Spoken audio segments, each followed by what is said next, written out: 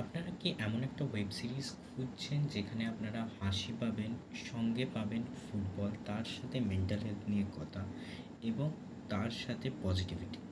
এই 4টে জিনিস যদি আপনারা খুঁজছেন তাহলে আজকের রিভিউ হয়তো আপনাদের জন্য। আজকে যে ওয়েব সিরিজটার আমি রিভিউ করতে চলেছি তার 3টে সিজন আছে এবং ওয়েব সিরিজটার নাম হচ্ছে টেড ল্যাসো। টেড ল্যাসোর মূল গল্প যদি বলা যায়, এখানে টেড একজন ক্যারেক্টার যিনি থাকেন আমেরিকায়। এবার হঠাৎ করে তাকে বলা হয় ইউকের একটা টিমকে কোচিং করানোর জন্য ফুটবলের। এবার তার সেই ফুটবলের জার্নি এবং তার সাথে টিমের বড় হওয়া এবং নিজের যে ক্যারেক্টার ডেভেলপমেন্ট, এটা যদি আপনার জানতে হয় বা দেখতে হয় তাহলে আপনার টেড ল্যাসো দেখা উচিত।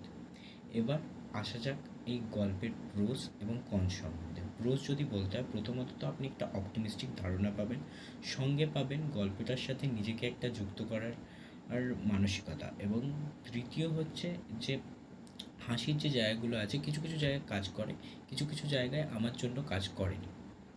এটা হচ্ছে তার প্রোজও বলতে পারেন এবং কনসও বলতে পারেন, তার মধ্যে আমি এটা অ্যাড করতে চাইবো। এবার কনসে আরেকটা জায়গা যেটা হচ্ছে, সেটা হচ্ছে যে গল্পটা অনেকটা স্ট্রেসড মনে হবে আপনার।